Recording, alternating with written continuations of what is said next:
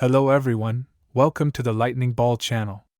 If you haven't yet subscribed to my channel, please do so and activate the notification bell. Your support fuels my continued efforts. In our last episode, we discussed the sudden betrayal of Demon Lord Dino, which escalated the crisis within the labyrinth. Feldway also took action personally, setting out to eliminate Masayuki. By this point, 6 members of the 7 Angels of Origin had made their appearance in the assault on the labyrinth. Moreover, as the vessel of the Lord of Justice, Feldway forcibly took control of the hero Chronoa, who possessed the ultimate skill, Lord of Hope, and ordered her to kill Masayuki. Confident of his foolproof plan, Feldway then returned to the surface to initiate his separate agenda. In this episode, we will showcase the rise of Masayuki's legendary journey. Let's get started. Masayuki and Bernie, taking advantage of the battle involving the hero Chronoa, made their way back to the battlefield where the Imperial soldiers were engaged with Cornu. The return of Masayuki brought relief to the Imperial soldiers, who had been anxiously fearing Masayuki's capture due to the terrifying presence they sensed in the direction of his escape. Now, they could finally be at ease. Cornu, on the other hand, was thrown into confusion. Initially poised to launch an attack, he was suddenly confronted with an additional Masayuki, indicating that the enemy had employed trickery to deceive him with a fake Masayuki. Crucially, Cornu was unable to distinguish between the real and the fake, as both seemed inconsequential to him. However, the sudden appearance of 2 targets, compounded by the interference of the Imperial army, significantly complicated Cornu's mission to eliminate Masayuki. At this moment, assistance arrived in the form of Chronoa, now identifying herself as Serial under Feldway's control. Serial declared her intent to aid Cornu in dispatching Masayuki, an assertion Cornu accepted without suspicion. He tasked Serial with targeting the Masayuki at the rear, who, by sheer coincidence, happened to be the real one. Serial nodded and then shifted her focus to Masayuki. Masayuki turned his gaze towards Serial, feeling anxious. He had just remembered the girl who had helped him as Chronoa, puzzled by the sudden change, but couldn't believe that she had switched sides so quickly. Plunged into confusion and despair, Masayuki felt no fear, captivated by Chronoa's stunning beauty, which left no room for terror. Even amidst battle, Masayuki's thoughts wandered off, arriving at a conclusion similar to that of a certain blonde demon lord, Leon Cromwell. However, Serial, unconcerned with Masayuki's thoughts, drew her sword and slashed at him. Masayuki closed his eyes, awaiting death, his mind defeatist and wandering, contemplating that Chronoa might be the most beautiful girl he had ever seen. Yet, just as this thought surfaced, another figure appeared in his mind, and a chill of survival instinct screamed within him, prompting Masayuki to revise his opinion, considering a model-like beauty he had once met as the most beautiful. At the brink of death, Masayuki's thoughts were tumultuous, yet this triggered the correct outcome. The voice of the world announced the recognition of the hero's true love, fulfilling the hidden condition, and the unique skill the chosen one evolved towards the ultimate skill, Lord of Heroes. Masayuki was utterly bewildered, how his fear of impending death inexplicably transformed into love. Without doing anything, he had gained an ultimate skill, but what use was it now? With these thoughts, Masayuki decided to leave a dashing impression to the Imperial soldiers before his death, unexpectedly activating the power of his new ultimate skill. Suddenly, the previously indifferent soldiers around Masayuki, spurred by a newfound courage, launched an all-out assault. Commanders Kalgurio and Minutes vocally encouraged their troops to display their heroic valor before their king. A multitude of soldiers charged at Cornu, and even the previously neutral vampires from Luminous joined the fray, filled with joy. Despite severe injuries, they continued their charge with fervent battle cries. The Empire's forces initiated their most intense attack yet, a testament to the power of Masayuki's ultimate skill, Lord of Heroes. Through this ability, Masayuki could endow his followers, whose existence points above 100,000, a minimal resistance against opposing ultimate skills. Meanwhile, for those followers with less than 100 KEP, immense luck buffs would be bestowed. Masayuki's mere presence on the battlefield, akin to an emperor among his troops, invigorated the soldiers with courage and fortune, altering the course of the battle. Had it not been for the sight of hero Chronoa's stunning beauty, Masayuki might never have awakened his ultimate skill. Feldway could not have anticipated that his momentary impulse would lead to such a monumental oversight. Thus, the battle reached a stalemate, with the Empire's forces unable to defeat Cornu and Serial, the two superior awakened beings, yet successfully stalling for time. It seemed that the moment Masayuki unlocked Lord of Heroes, the outcome was already determined. Finally, the moment arrived. High above the labyrinth, Rimuru devoured scorched dragon Velgrynd, simultaneously reforming Velgrind's ultimate skill by integrating Lord of Charity and the remnants of Lord of Oath, bestowing upon Velgrynd the new ultimate skill, Lord of Flame God. Following the dissolution of Rudra's soul, Velgrynd, in pursuit of Rudra, employed Lord of Flame God to traverse through countless times and worlds, relentlessly gathering Rudra's soul fragments. At last, in a world surrounded by towering buildings, Velgrynd encountered a youth possessing the remaining fragments of Rudra's soul, and that young man was Masayuki. For reasons unknown, the soul fragments that Velgrynd had already collected flew towards Masayuki's body, causing a powerful shock that transported Masayuki to the central world, leaving only the initial fragment of the soul in Velgrind's possession. To catch up with the boy known as Masayuki, Velgrynd once again activated Lord of Flame God. To clarify, all that transpired across countless worlds amounted to merely a moment in the central world. Thus, the gears of fate began to turn, and the voice of the world resounded once more, confirming the establishment of a soul corridor between Masayuki and Velgrynd across time and space.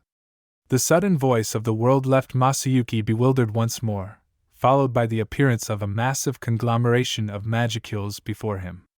Clad in modern-style jeans and a shirt, complemented by striking blue hair, a tall stature, a regal aura, and a beauty beyond compare, this was the last stunning beauty Masayuki remembered before his transition to the central world, Scorched Dragon Velgrynd.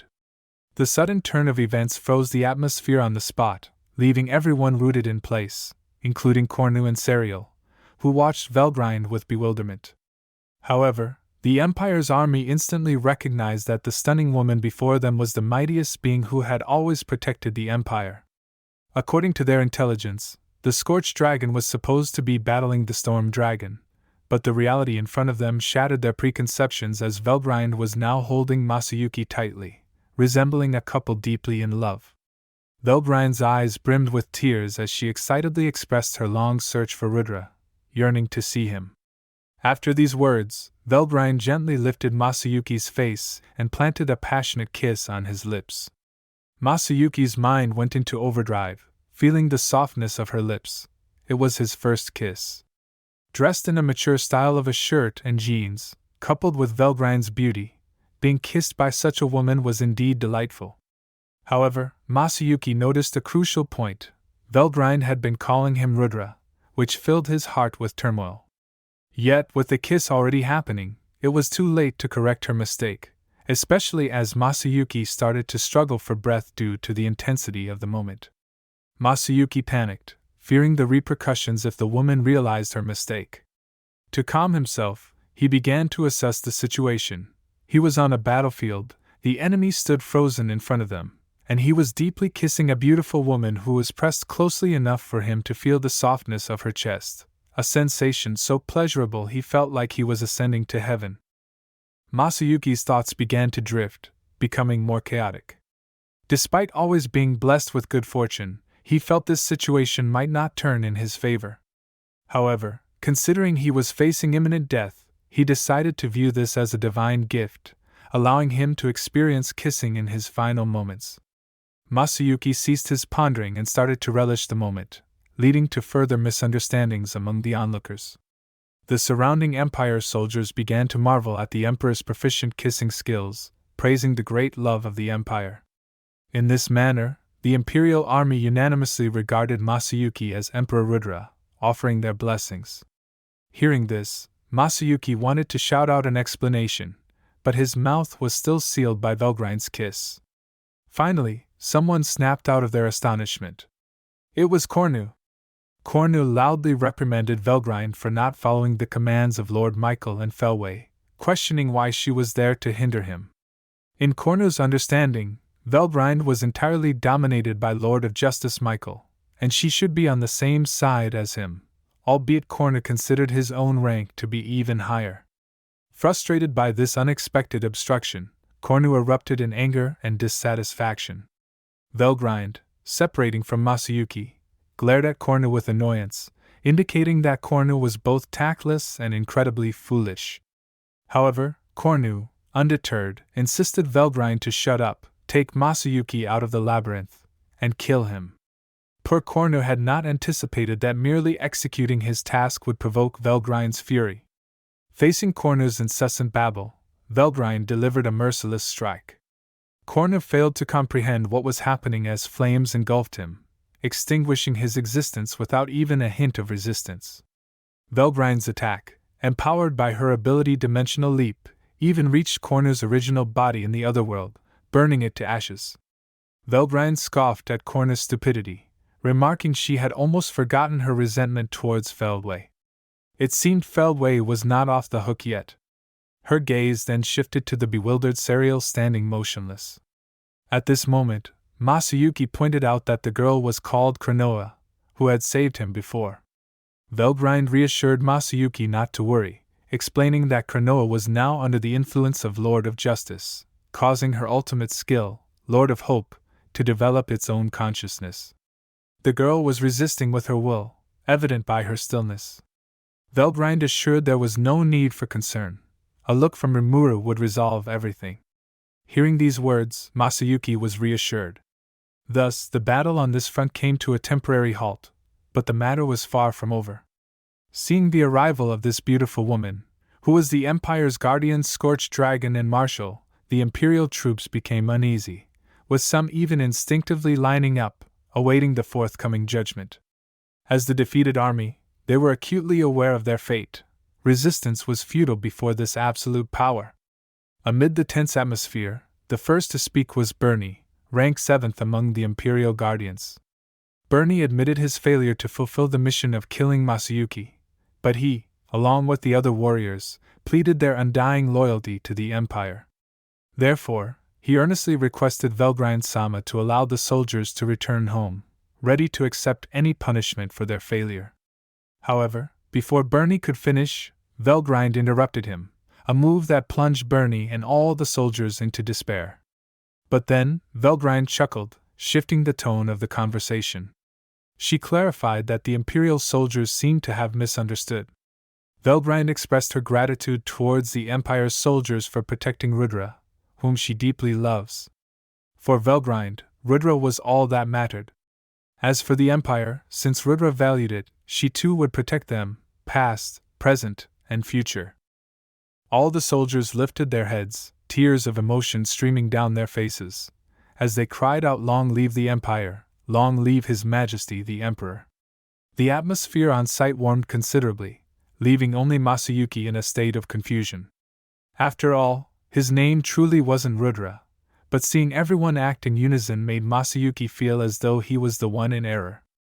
Observing Masayuki's uneasy demeanor, Velgrynd returned to his side, inquiring if there was anything troubling him. She frantically asked if Masayuki had forgotten about her. Lifting his gaze to meet Velgrind's concerned expression, Masayuki knew this was a critical moment. A poor response could see him vanish from the world just as Cornu had, in an instant. Thus, Masayuki's mind raced at high speed, recalling everything from his original world to the present, piecing together information from various nations along with the reactions of the Empire's soldiers. Masayuki took a gamble, uttering the name Miss Velgrynd. Hearing this, Velgrind's face lit up with excitement, thrilled that Rudra still remembered her. However, she quickly realized her mistake, noting her excitement had made her forget that Rudra should now be called Masayuki. Masayuki breathed a sigh of relief, surprised that she knew his real name, and his tension dissolved into laughter. Yet he kept an eye on the Imperial soldiers' reactions, wary of being accused of impersonating the Emperor. Velgrynd, however, was unconcerned, stating the Empire was ultimately just a product of Rudra's whims. Rudra had needed the Empire for a decisive battle against Gi, which is why Velgrynd cherished it. If Masayuki said it was unnecessary, she was prepared to reduce the Empire to ashes. Velgrynd's authoritative inquiry left the Imperial soldiers pale, all eyes fixed on Masayuki. Feeling their intense gaze, Masayuki hurriedly explained the importance of the Empire to Velgrynd, ultimately dissuading her from her drastic thoughts. This act appeared godlike to the Imperial troops. Velgrynd smiled, indicating her continued support for Masayuki. At that moment, Kalgurio inquired about what would become of the current Emperor Rudra. Velgrynd patiently explained that the Imperial soldiers could not perceive the essence of a soul, clarifying that the Rudra seated on the throne was but an empty vessel. The true gatherer of Rudra's soul was her beloved Masayuki. To reassure Masayuki, Velgrynd affirmed that Masayuki was indeed Rudra, expressing her deep love for him and her determination to make him reciprocate her feelings. Faced with such words from a beautiful sister, what man could refuse? Masayuki vigorously nodded in agreement, internally bracing himself to work harder to maintain this stroke of luck. At this juncture, the Imperial generals proposed to elevate Masayuki to the throne. Minutes volunteered to persuade the nobility, while Kalgurio took charge of quelling any military dissent. They reasoned that without Masayuki's ascension, the Empire would face ruin. Thus, the entire Imperial military concurred with the plan, springing into action. The legendary life of Masayuki had officially commenced. Alright, that's all for this video. The labyrinth crisis is drawing to a close, with the focus shifting to the battle involving Dino. The labyrinth's mightiest guardian insectoid Zijin is set to make an appearance. In fact, Zijin had already revived, a fact that should have been apparent from the moment Apito appeared, suggesting Zijin was also awake but observing from the shadows. In our next episode, we will witness the climax of the labyrinth battle, Zijin vs Dino. If you enjoyed this video, please like, comment, and subscribe. Your support is greatly appreciated. See you in the next one.